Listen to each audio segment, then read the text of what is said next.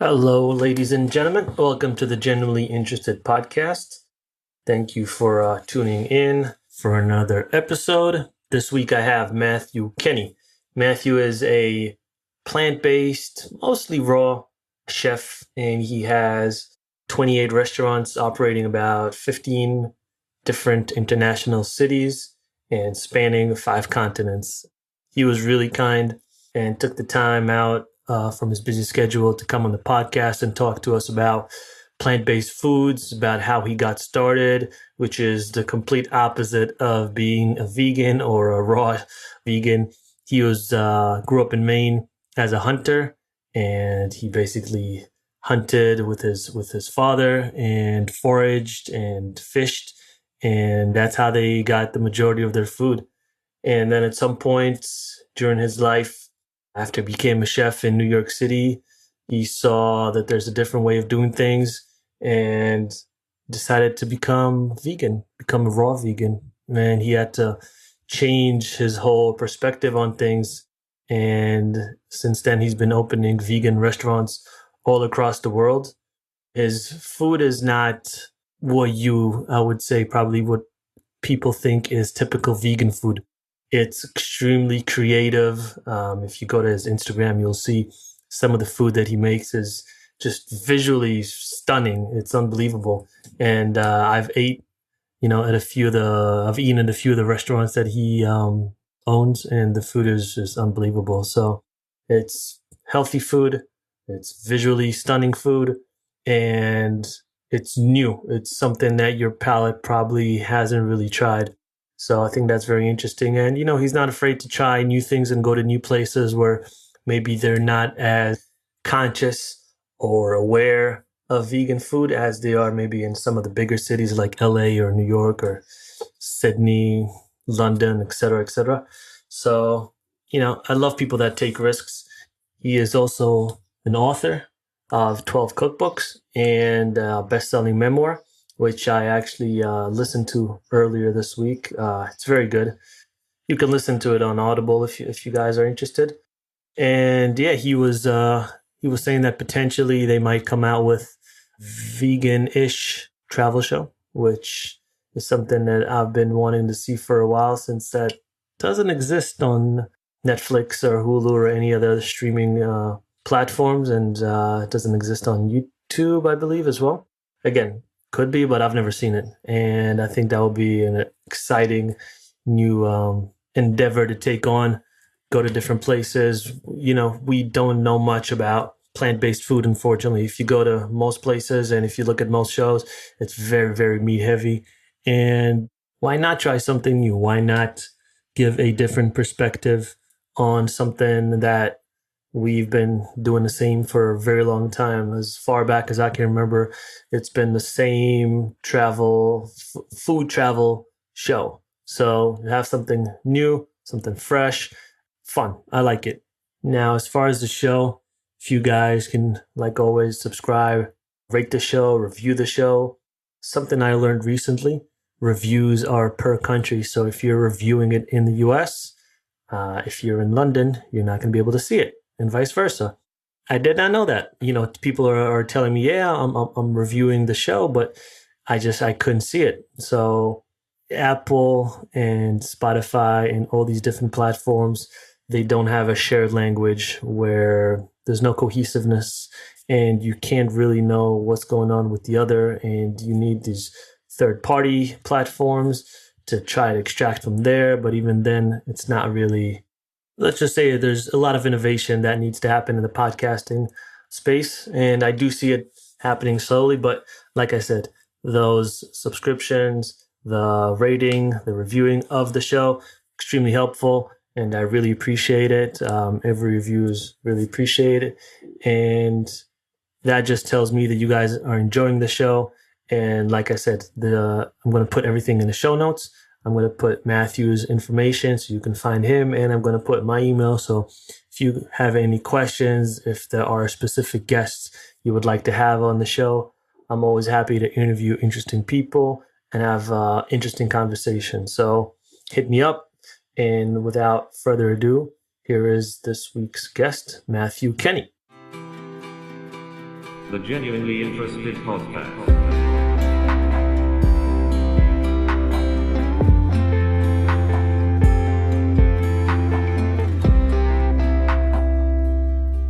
Hey, Matthew, how you doing? Good. That was a challenge. Yeah, every single audio platform I know. It's getting tricky for me, like people like me, because I do a lot of, well, especially during these times where everybody's at home. So I've been doing tons of sessions online, Zoom and podcasts. And the problem is everybody's system is different. And I deemed all these different apps and you know, I'm like trying to figure it out as I go, but it's not easy. What do most people use? I have seen so many different things, mostly Zoom, I guess. Yeah. But I mean, you know, each one has different features. I mean, we're working on an app. It's not a podcast or anything. We're trying to build an app now. And so, you know, this is the way of technology, but eventually technology will bring it all together more seamlessly, I think. Yeah. I started podcasting earlier this year. And to be honest, I have not found the thing. Like, it's so fragmented.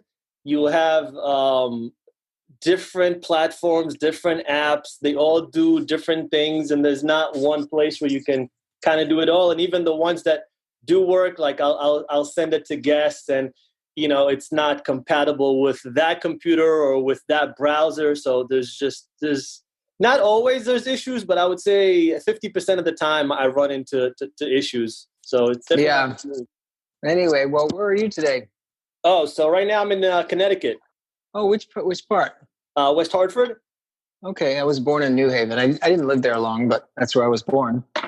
Yeah, I know. So where are you now? Los Angeles, with Venice, California.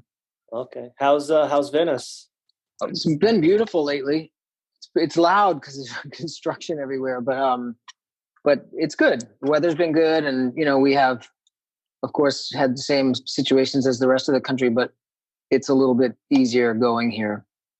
Yeah, you know, I feel so bad for restaurant owners or really anyone with brick and mortar because they haven't been able to open right for months now. And then as soon as you there's some lax in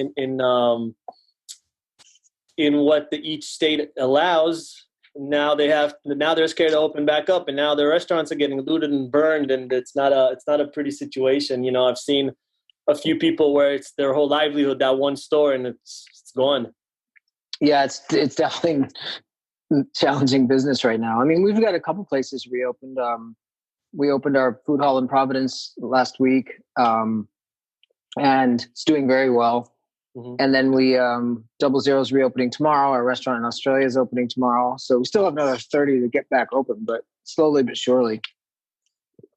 Yeah, I mean, it's definitely challenging. So have you kind of felt, I'm sure like a lot of other restaurant owners, you felt the COVID hit? I'm sure with you have, I don't know how many restaurants, but probably over 20, right, across the world?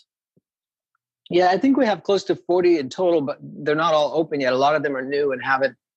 We were supposed to open 5 restaurants in March and April, and all 5 openings got pushed back because we couldn't even finish construction. But yeah, we felt it. I mean, in a way, we are diversified. I mean, we have a lot of licensing agreements, and we're in we're in 3 different consumer packaged goods lines, either equity or licensing, and we have our online education just launched, and our media platforms, books and so forth. So we felt it, but we acted pretty quickly to refocus and restructure so that we could get through it, comfortably. Yeah. Yeah, and I want to touch on all those things a little bit later, but I figured, in the beginning we kind of talk about you a little bit, where you grew up. I know you grew up in Maine, right? I did. I was born in New Haven, lived in Milford for my first year, and then in Maine until after college, and then I moved to New York City, and I was there for 20 years, and then moved here, I guess, 10 years ago, roughly. And I mean, you did a pretty serious switch. I mean, I read that you were a hunter when you grew up. and now you're a vegan and a raw vegan. So that's pretty much the ends of the spectrum as far as culinary wise.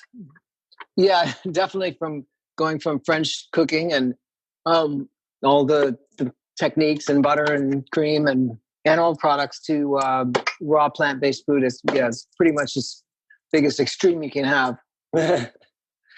And I mean, when I was reading about it, when I was listening to the audiobook, when you were in Maine, you were hunting, fishing, foraging. You pretty much got a good chunk of if not all, the food that you ate off the land. And personally, I never understood hunting.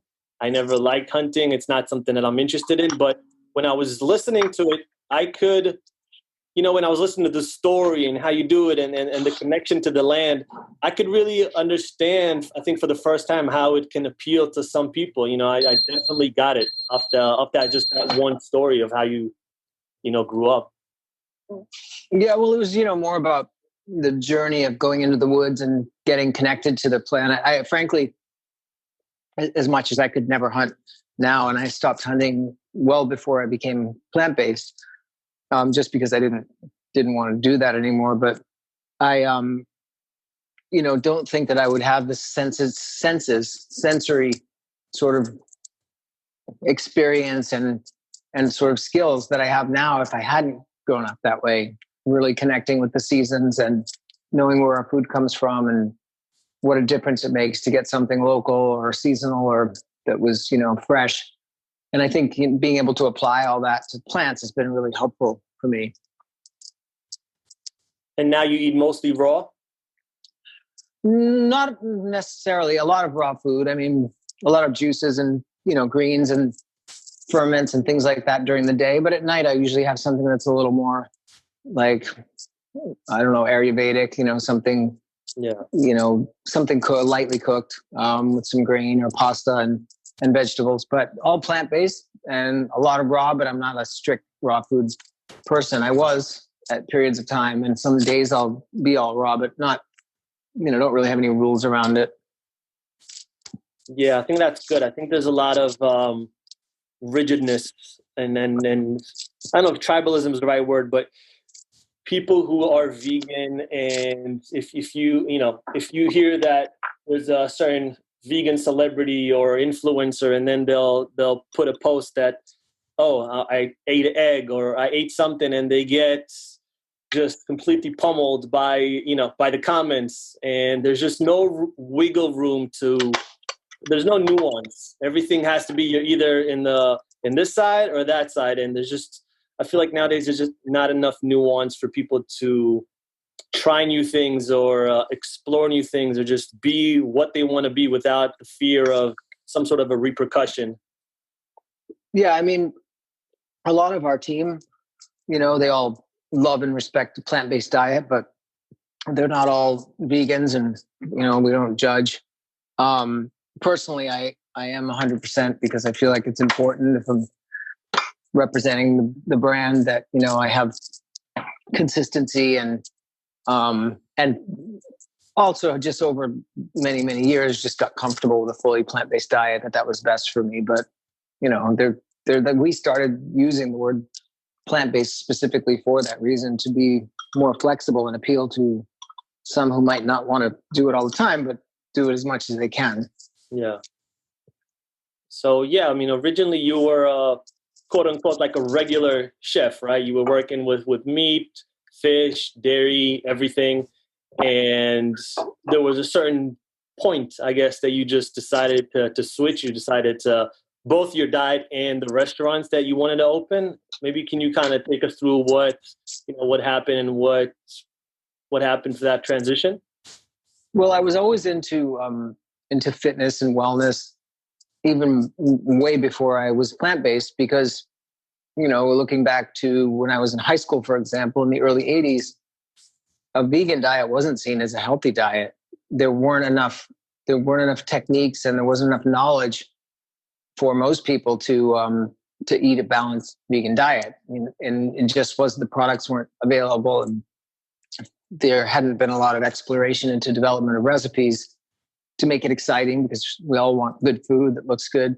So I ate what I considered a very clean, low fat, a lot of vegetables, small amounts of protein diet. And then, so that was a big passion of mine. And then when I moved to New York City after college, I started to fall in love with restaurants, but it wasn't really the food. It was just the experience of all the little details that make a restaurant great and the energy in the dining rooms and, everything from music to a choice of a wine glass to lighting. Excuse me 1 second. I'm just going to go quieter upstairs. Sure. So you're almost like a conductor, right? Like you like to have every little thing in the restaurant, like a symphony that you put together that is a perfect masterpiece. Yeah, I mean, it's a creative exercise putting one together. You have so many different choices to make, and they change a little bit every single day. And I went to French cooking school because I wanted to learn about the culinary side of things. How the kitchen worked and all that. And it unintentionally became a chef. It was really appealing to me. I loved the energy of the kitchen and really loved working with my hands. And so I became a chef, and I did again what I had been doing before, which was cook food that I considered to be healthy. My training was French cooking, but a lot of the food that I was actually making, I would apply like more of a Mediterranean approach to it, getting away from butter and lighter sauces and a lot of citrus and herbs and so forth. So it was after many years of a lot of yoga and meditation and so forth that I started to go more and more toward a plant-based diet. And eventually I went all toward a plant-based diet. And it was a great moment because I realized I could bring together my passion for health and wellness with culinary art. And there would be no sort of separation of the two. And it was total alignment. So I was very excited about it. And what was the first plant-based restaurant that you opened in New York? It was called Pure Food and Wine. And I mean, how big of a risk was that at the time to start a plant-based restaurant? I mean, I'm sure there were vegan restaurants, but probably not a lot of high-end plant-based restaurants in New York City at the time. And everyone knew you as a certain type of chef. And then to come out with something completely new that must have been a risk. Yeah, well, opening any restaurant is a pretty big risk. Yeah. It was a very way ahead of its time.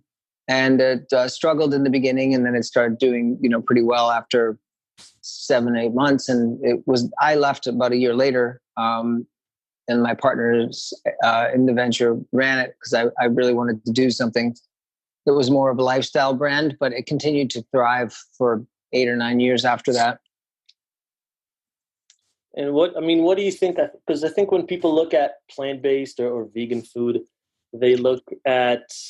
they think bland, or they think not enough taste, not enough of what they're used to. What do you think some of the misconceptions about vegan food is? Well, a lot of those misconceptions are founded in the sense that vegan food was, perhaps a little bland and not necessarily, a fully developed cuisine.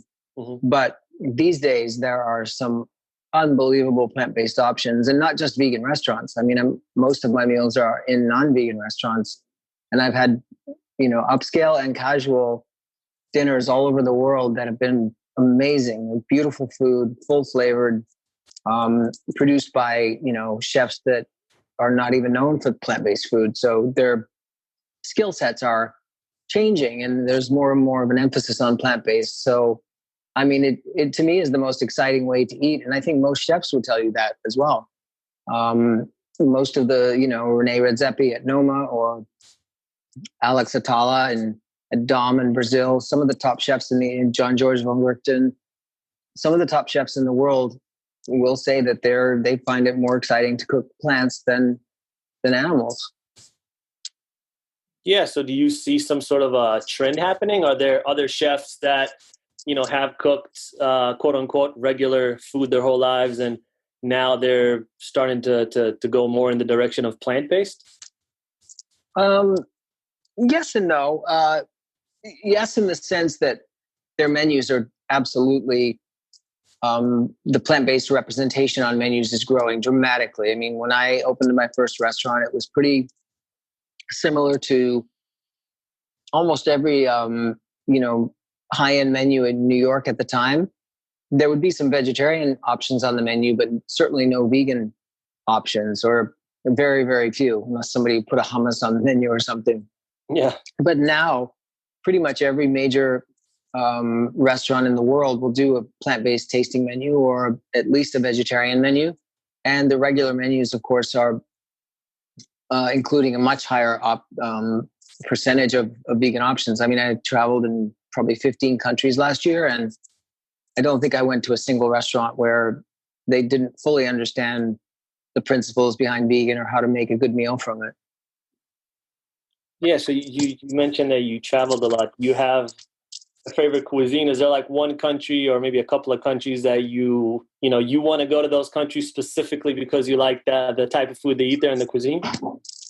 Well, I love Mediterranean cuisine, but also Eastern Mediterranean. So,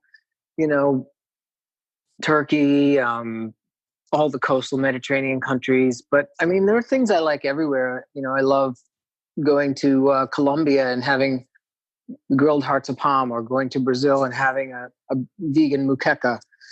And I love Mexican. So no, I think that I like most all cuisines, actually. I like variety. Yeah.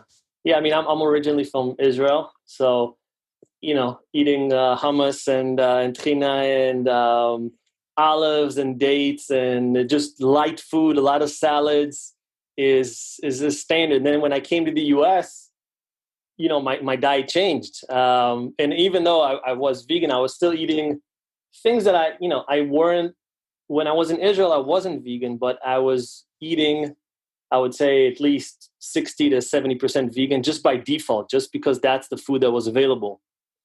And here, once you come here, you're like, oh, wow, especially if in New York City, there's all this variety and the worst food and the best food that you can eat. And I definitely found myself, struggling for a while, because you do want to, you almost want to binge. It's like, oh, wow, all this food that I just didn't have available before. And now that I do have it, I want to eat it. But then after a while, you're like, this doesn't actually make, even if it's vegan, I don't actually feel really good eating all this. So eventually I transitioned back to, I wouldn't say full Mediterranean, but definitely more of what I was used to when I grew up, and I just felt better. Yeah, I hear the food in Israel is amazing. I heard that several times. Can't wait to go. Yeah, you should definitely come. I'll take you on a tour. That would be great. So do you see, I would say plant-based food is obviously very popular in LA, San Francisco, Chicago, New York, all the big cities, but have you seen maybe that trend happening in some of the more rural areas in the US? Yeah, I have. I mean, especially mid-sized cities, like we have our largest business is Plant City, and that's in Providence, Rhode Island, which is only 250,000 people. Mm-hmm. But even the town, the town next to where I grew up in Maine, they have the state's largest food co-op. Everything's organic, tons of plant-based options. There's a vegetarian restaurant in that town. It's only a town of like 5,000 or 6,000 people. So I am not everywhere, but if you go to Oklahoma City or most cities in Arizona, you can definitely find a vegan cafe and a really good juice bar and plenty of options in the retail stores as well. And there are pockets all over the country where people are doing more and more of it. So, I unfortunately, most of my travel is in major cities. I love being out in the countryside. Mm-hmm. But I was in Rwanda in Africa about 3 months ago, and was just served like some incredible plant-based foods. I didn't even know what all of it was. Yeah. I mean, you open restaurants in some very unlikely places. Bahrain, Edmonton, Buenos Aires. Is that because business-wise you see that as some sort of an emerging market, or is there a lot of work on your guys' end where you have to educate and the consumers? And do you try to maybe copy what the local flavors are, or do you, bring something completely new and then blow their minds? A little bit of both. I mean, first of all, we do, as much as I'd love to go out into the mountains and open this idyllic cafe, I mean, we do try to stay, largely within major cities. For example, Sao Paulo, Brazil, Buenos Aires, Bogota. These are huge cities, and so there's a big audience. And even though Brazil is the largest exporter of beef in the world, and Buenos Aires is one of the largest consumers of beef in the world, you still have tens and tens of thousands of people who are into wellness and yoga and meditation who want a plant-based diet. So there's, in some ways, these are better opportunities than doing another one in California, where we already have 50 or so plant-based restaurants. Whereas if you go to Brazil, in Sao Paulo, the city's massive, there might only be like 3. So when we opened in Brazil, the first 2 days we were open, and we had 1,000 guests and had to close for a couple of days to reorganize. So we go there because of course we love bringing something new to these communities, but we also go there because we think that, we can be successful and help our partners be successful.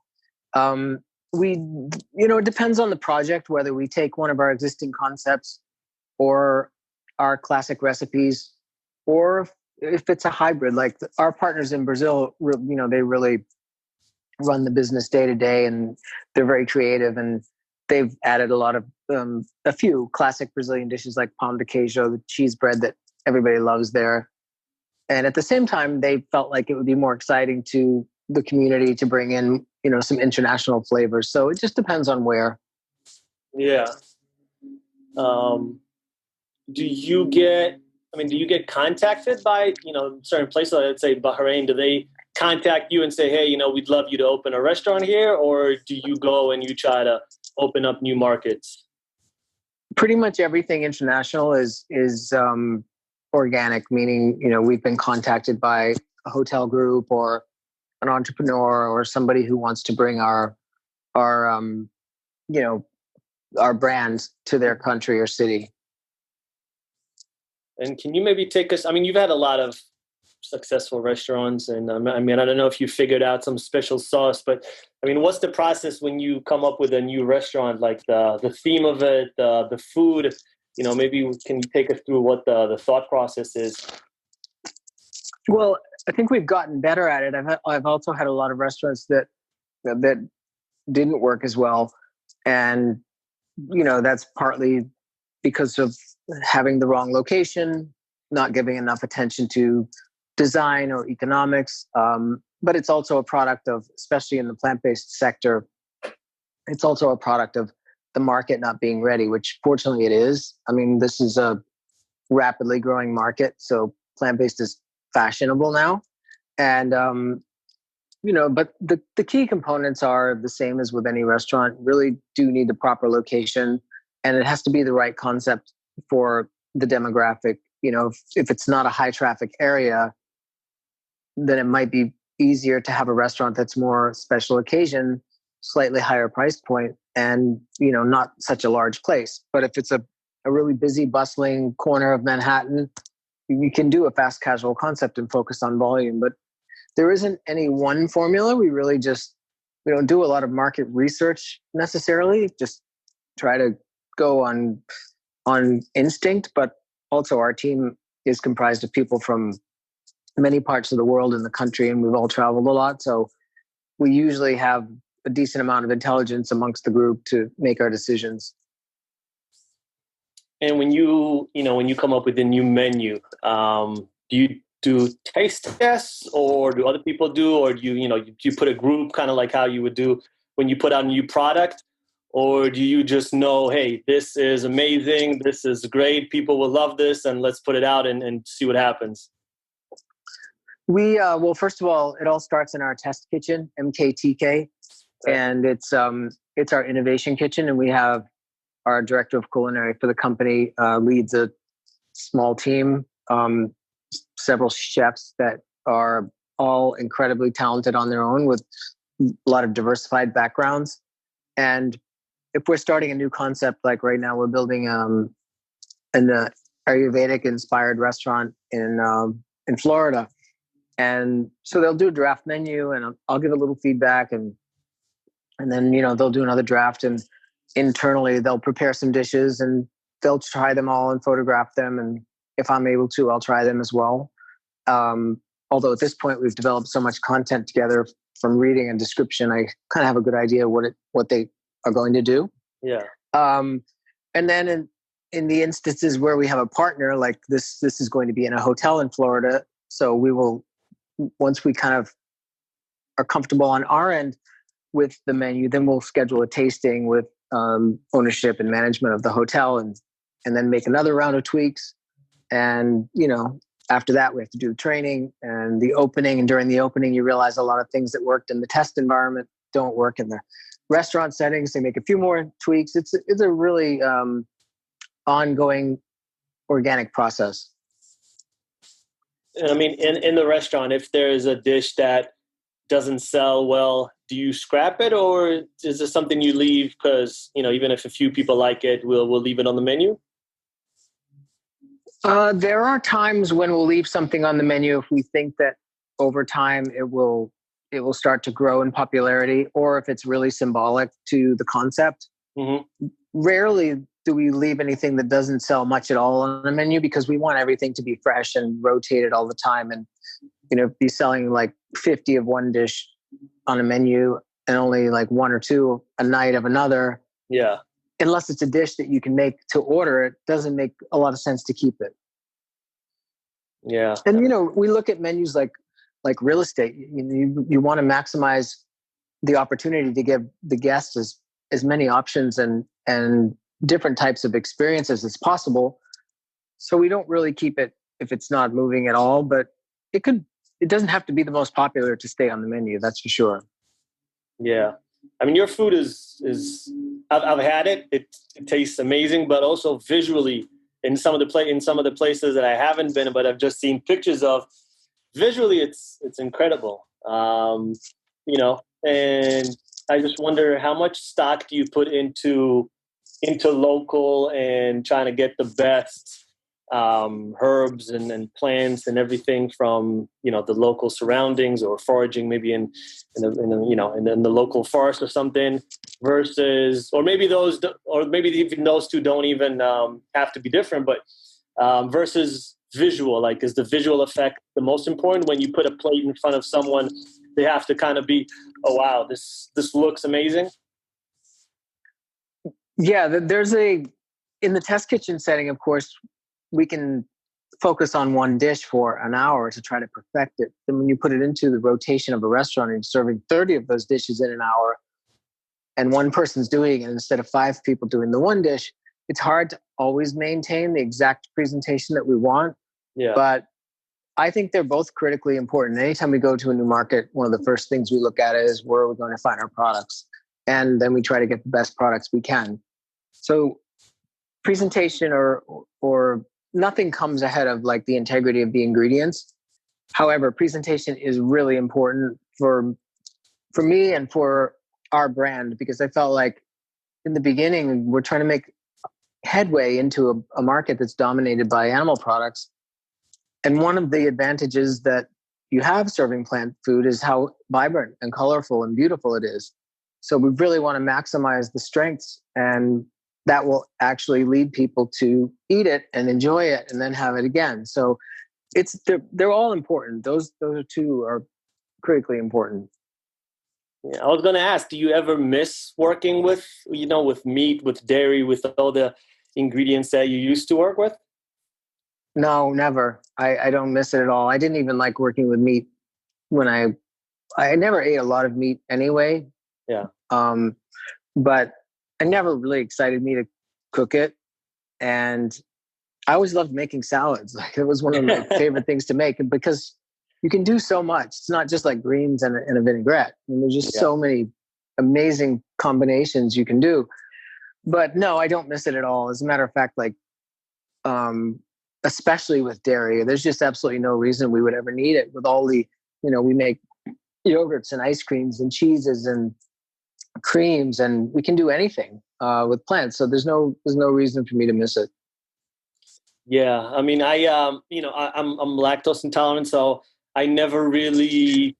I stopped probably having dairy when I was like 12, so I haven't had dairy in a good 24, 25 years or so. And I remember when I was small, everyone, there was like kids who would make fun or say like, "Oh, you'd have like brittle bones." But I ended up being, like an amateur Muay Thai fighter. So that's Thai boxing. And I have some of the strongest bones out of everyone. So there's all these misconceptions that as a kid, I grew up with.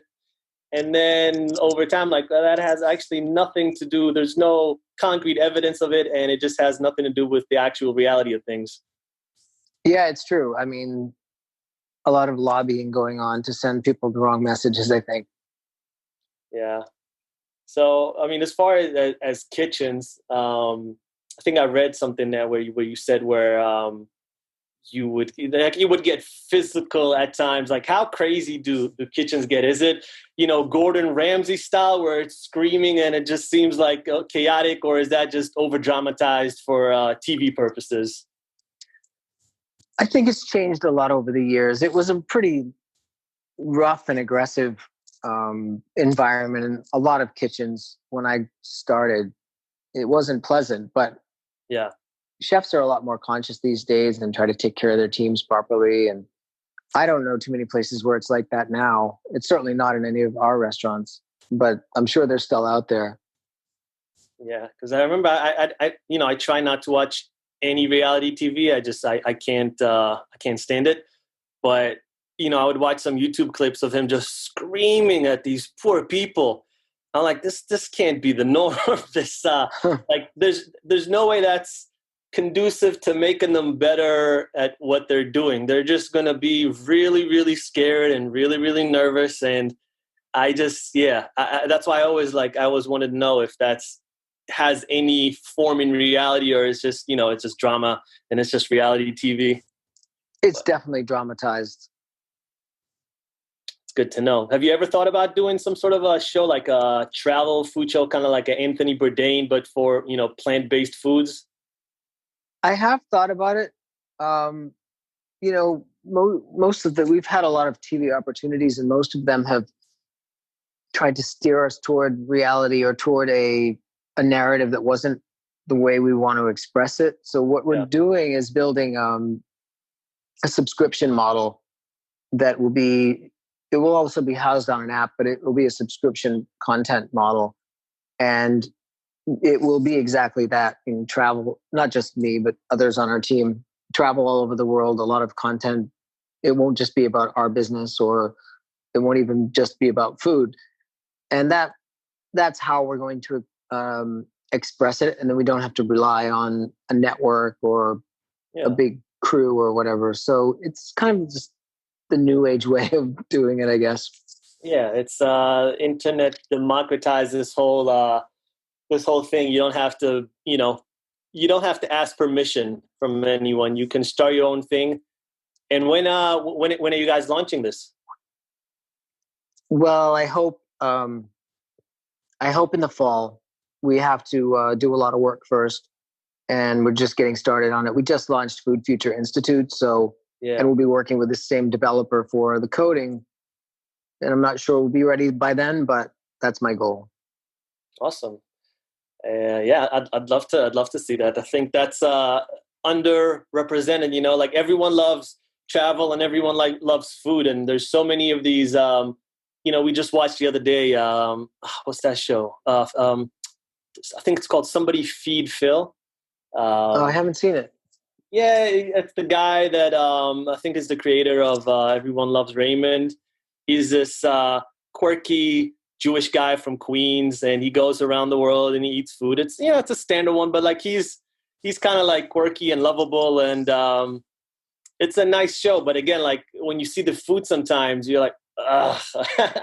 Like, I don't know if I could personally eat that. Like, the experience looks amazing, and like going to Morocco and experiencing a meal at, at a local person's a home, overlooking the mountains. Like, the whole experience is unbelievable. But sometimes I just feel like it would be amazing to see just one show that would do the same thing, but just, with plant-based foods. Because again, I'm sure there's thousands and thousands of restaurants, and there's all these, I saw somewhere where they said that we only eat about, I think it's like 6 or 7% of available plants. So you're talking about 90+% of plants that we haven't yet tried. And I don't know if that's because they're harder to domesticate or whatever the reason, but there's just, I think, so much more food available out there that we just haven't tapped into yet. Yeah, I'm sure that's true. So you're, I saw recently that you're 55, but essentially when I looked at your videos, you look 35. And thanks. and my wife, I was talking to her the other day, and I was telling her I was going to interview you, and the first she was like, I want to know what his secrets are. Like, that was the first question she had. So I told her I would definitely ask you what the secret is. Nothing so esoteric. I think hydration, not overeating. You talked about that a little bit. Yeah. Not eating these big meals where we really have to tax our body, and obviously fresh air and fitness and organic, fresh, clean ingredients.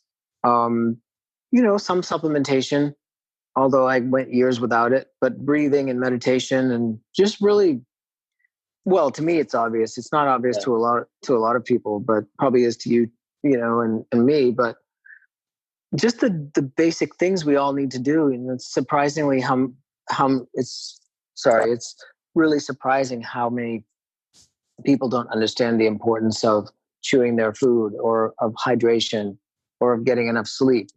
And I just try to do the basics as well as I can, and also try to be creative. It's usually something different. Like the last couple months, I've been trying to teach myself piano, and that's such a good outlet. Kind of forget about any injuries or headaches or whatever you have when you're sitting there playing a piano. How's that going? Pretty well, but I'm inconsistent. It really seems to come the best sort of. I'm doing it without reading music. I'm just trying to do it intuitively. So it's kind of usually something I'm better at like 11 or 12 at night before I sleep. Yeah. I've been trying to learn guitar for the last 10 years, and it's for some reason it's just not been going well for me. I don't know why. Every time I start, I stop. It just. But like you said, it's something I really want to do. So I always tell myself that one day I'll stick to it. But it doesn't matter. It could take 10 years, 5 years. Just doing it is what, we're just growing in new ways all the time, I think is important. Yeah. What do you feel about cleanses and about fasting? I did some of them when I first went plant-based, and I felt incredible. And then my diet was clean for so many years that I never really felt like I needed it. But it's funny you asked. I was just looking at cleanses this morning because I haven't been feeling like my best. Mm-hmm. And I was looking at different sort of gallbladder or liver cleanses. And anyway, instead of, having avocado toast or something for breakfast or whatever, I ordered, 6 juices. And so I'm kind of doing one today, just based on how I felt this morning. Wow. So you had 6 juices today? No, I haven't had them all yet. I ordered 2 tonics with different herbs and so forth. And I ordered another 4 juices, but that would be most of my diet for the day. So it is something that you want to, so that basically you incorporate once in a while, I guess. When I need it, the same way that I guess animals will fast if they're not feeling well. I just knew that I maybe haven't had enough sleep, or maybe there's a little too much stress, or whatever it is. I just knew that I needed some sort of reset today, then maybe tomorrow and the next day, but we'll see how it goes today. I have to tell you, when I heard the part that you did the cleanse and then you drank that huge cup of olive oil, I felt physically ill just that mental picture of just drinking all that olive oil, it just It was a torture. really, it was. I had to give up, 12 days or so of my life. I felt really weak and not great a lot of the time during that. But the year after I finished that, I never felt so good in my life. Yeah, I think that's such a testament to what you were saying. Like, I think people overcomplicate things a lot of times. The diets and all these fasts. They'll try to, they'll be this guru, and he's going to tell them some crazy thing that they need to do. Where, for the most part, it's simple. It's a little bit of juicing, maybe a little bit of fasting, eating simple. Like, it's just not super complicated, and people they're always looking for that next thing. This guy he's the next guru, and he's gonna bring you to enlightenment and whatever it is. Where, for the most part, it's kind of like how I see this all the time. There's so many guys selling you snake oil on the internet. I'm gonna teach you how to make your first million. Just subscribe to this channel and pay $100 each week or whatever it is. And at the end of the day, it's I don't want to oversimplify it, but it's pretty simple. Just like, grind it out, stick to it, keep doing what you're doing. It's difficult, but eventually it'll pay off. And there's not a lot of tricks to it. It's not, there's not some secret sauce that someone has and you don't. And if you pay them that X amount of money each month, you're going to find out. So, yeah. Yeah, it's true. So yeah, I mean, you've pretty much run the full gamut in your professional career. You had some very high highs and a lot of low lows, maybe not a lot, but just a few. And then high highs again. Do you believe that kind of shaped you into who you are today as a person and as a chef and as a restaurant owner? Yeah, I mean, I definitely I've been through a lot of challenges and difficult times, probably more than most. And it's not that I enjoyed any bit of that. Yeah. But going through things and rising past them and learning how resilient we can be and how resilient businesses can be and so forth. Of course, there are lessons in there that are invaluable. I don't recommend that path for everybody, but it's certainly helpful.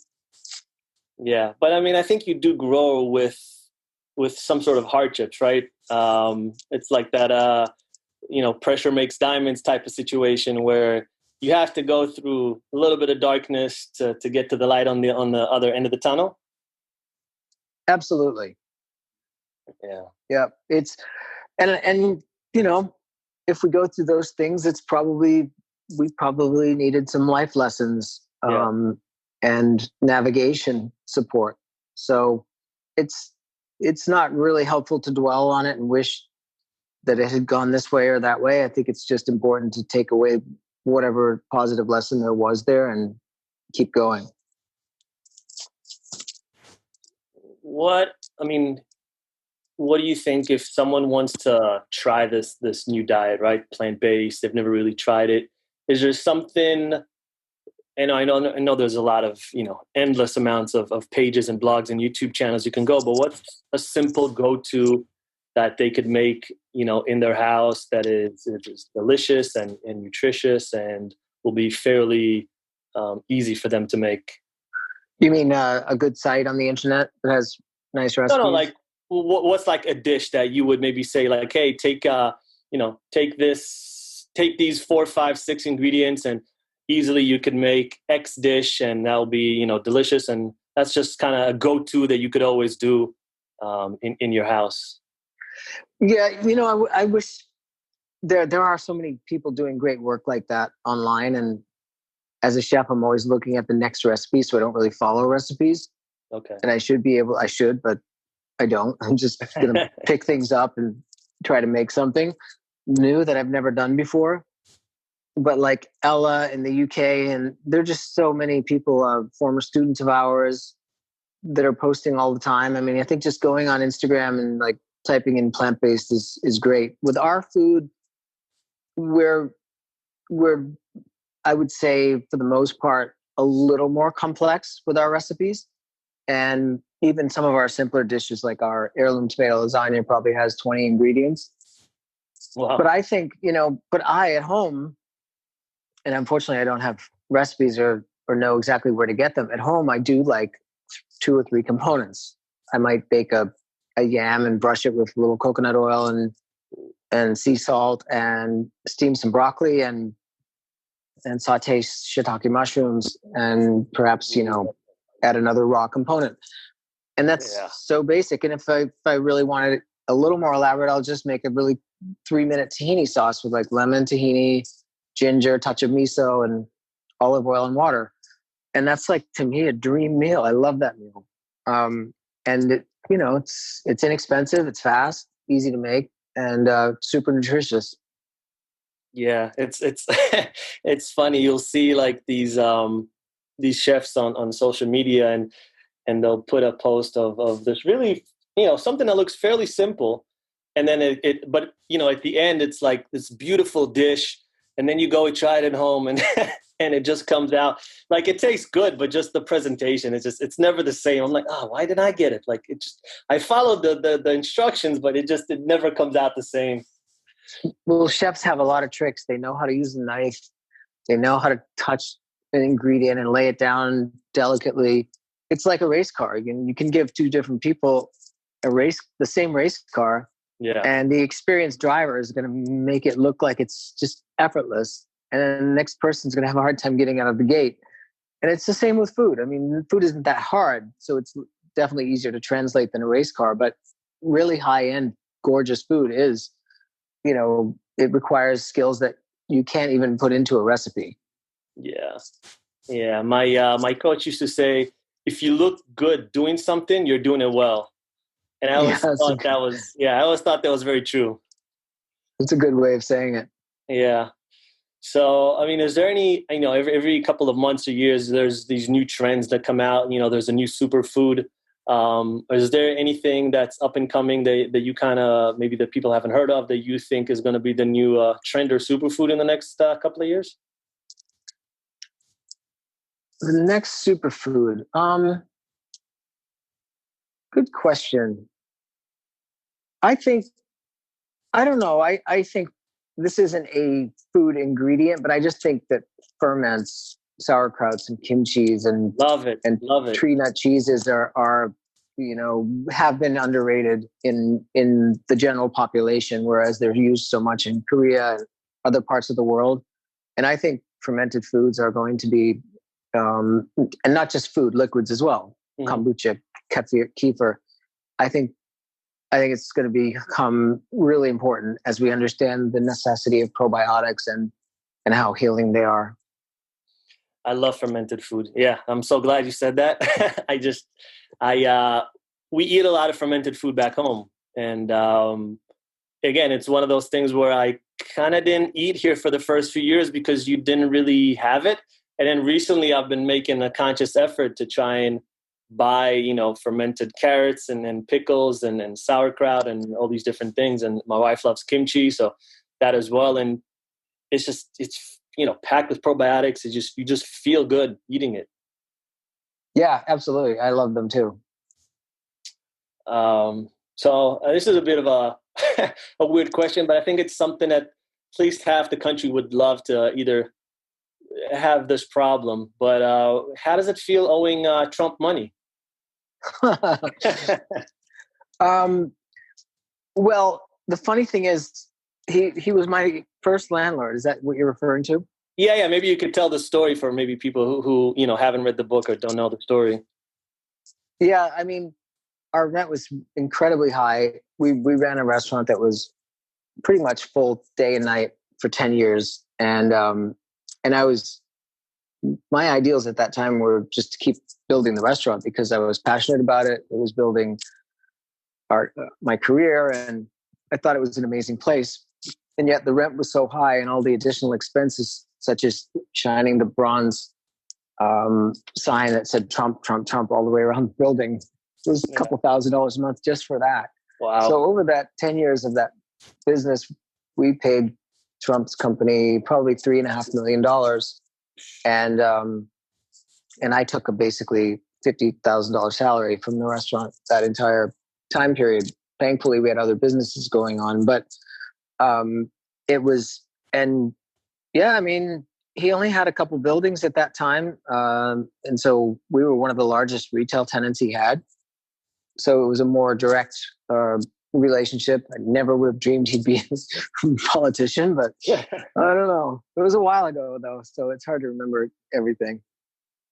Yeah. It's it was so funny, right? Like any story now that's correlated with him, when you hear about it, it's like, oh, okay, like he's not just some celebrity, like, oh, I owe the president money, or I, whatever it is. It's like, I did that with the president. So it's a nice story to have. Yeah, no, it's one of those experiences. Yeah. So Part I of the guess experience. I guess my last question. So recently, I know that you branched out into the CPG space. How different have you found it from opening and running restaurants? I think CPG is a lot harder than, sometimes people will say to me, like business advisors, they're like, well, restaurants are hard. You should just do products. And it's not that simple. You don't just do a product. I mean, creating the product is easy enough. Getting it to market and getting it approved and labeled and produced and distributed and in the stores and on the shelves is, it's a whole art form in and of itself. And I've learned that I need to work with people who have expertise in that field, because I definitely underestimated the challenge of it. And thankfully I work, in some of my CPG relationships with partners that this is what they've been doing for years. Without that, I would have a very hard time with it. Yeah. I mean, I had two, CPG companies a couple of years back, and you go into it naively because you have a good idea, and it was very difficult. Like you said, just the whole process from soup to nuts, and the development, the distribution, the marketing, signing deals with, and then you just even like direct to consumer online sales. It's and the other big problem you have is, you have a very short shelf life because you want to produce a really high quality product. So yeah, a lot of issues that we also ran into, but it was a fun experience, No, it's great, and products are necessary. I would say this, that future products I'm going to focus on simplicity, and I don't mean that it would be a dumbed down product, but simple is good when you're working in CPG, I think. Yes, I agree. Simple is good. Less is more, in CPG and in life, and in a lot of other areas as well. Less is more. Absolutely. All right, man. So I want to thank you for coming on the podcast. Really appreciate it. I had a great time. It's been a pleasure. Yeah, really nice talking to you, and stay well. And are you going to be in Connecticut all summer? No. I think we're going to head back end of the month, potentially. We'll see. We've been here already for 2 months. And we'll see. I think end of the month, it'll probably be time to go back. I haven't been in New York in a while, so we'll have to see what's going on over there. I haven't either. I was there right when this was starting. I don't even know. There might have been a couple cases in New York, but it was starting to empty out. And the full flight was empty, and it was right before everything happened. So hopefully things settle down there, and we end up, having some semblance of a good summer. Yeah, I was one of the first ones, I think. So luckily we got over that, and that's why we kind of wanted to leave the city. We wanted to come to the suburbs and just have a little bit of a quiet time. Absolutely. So where can people find you on social media? Matthew Kenney Cuisine is both our website domain, www.matthewkennycuisine.com, and my Instagram. We have multiple accounts with our various businesses, but they're all linked on our website. There's a lot of content on our website under different segments, hospitality and education. Each business has its own social as well. So there's a lot to look at and find, and we try to share as much information as we can as well.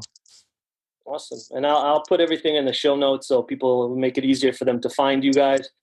And yeah, just, guys, stay tuned, see, keep watch for future shows, future endeavors, future restaurants coming up. And again, thanks so much for coming on the podcast, man. I really appreciate it. Likewise. Good talking to you. Have a great week. You as well, man. Take care.